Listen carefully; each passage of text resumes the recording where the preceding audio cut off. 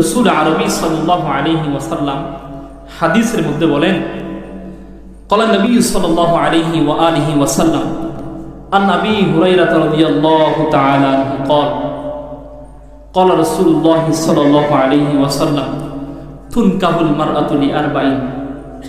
আল্লাহ নবী বলেন, তোমরা চার গুণওয়ালা মহিলা দেখে বিবাহ করো।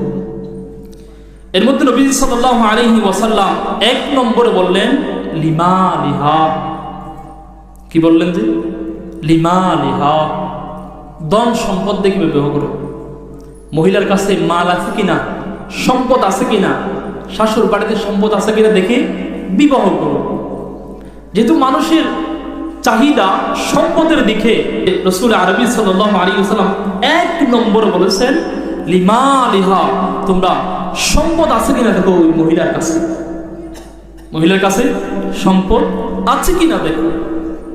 দুই নম্বর নবী সাল্লাল্লাহু আলাইহি ওয়াসাল্লাম বলেন ওয়ালি হাসাবিহা, তার বংশ দেখো।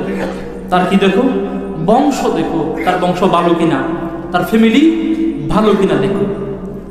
তার ফ্যামিলি যদি ভালো হয়, মা যদি ভালো হয়, মেয়ে ভালো হবে, বাপ যদি ভালো হয়, ছেলে ভালো হবে। এজন্য তার বংশ বেরাদর দেখো। বংশ বেরাদর দেখলে তোমরা একটা পর্যায়ে চলে যেতে পারবা এই মহিলাটা ভালো হবে কিনা। তিন নম্বর নবী সাল্লাল্লাহু আলাইহি ওয়াসাল্লাম বলেন ওয়ালি জামালিহা। তিন নম্বরে বললেন কি? ওয়ালি জামালিহা, সৌন্দর্যতা দেখো। মেয়েটি সৌন্দর্য আছে কিনা দেখো। মেয়েটি সৌন্দর্য আছে কিনা দেখো। এই জন্য আমরা দেখি কি?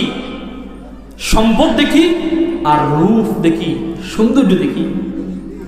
তারপর নবী সাল্লাল্লাহু আলাইহি ওয়াসাল্লাম বলেন ওয়ালি দীনিহা, দিনদারিয়ত আছে কিনা দেখো। রাসূল আরবি সাল্লাল্লাহু আলাইহি ওয়াসাল্লাম তারপরে হাদিসের অংশ বলেন ফাসবার বিজাতি দ্বীন তারিবাত ইয়াদাক। নবীজি বললেন তুমি দিনদারিয়ত আছে কিনা দেখো। যেই মহিলার কাছে দিনদারিয়ত থাকবে তাকেই তুমি প্রাধান্য দাও, তাকেই তুমি প্রাধান্য দাও। এই চার গুণ, এক নম্বর বললাম মাল, দুই নম্বর বললাম বংশধর, তিন নম্বর বললাম জামাল সৌন্দর্য, চার নম্বর বললাম সেই মহিলার দিন দাঁড়িয়ে আছে কিনা দেখো।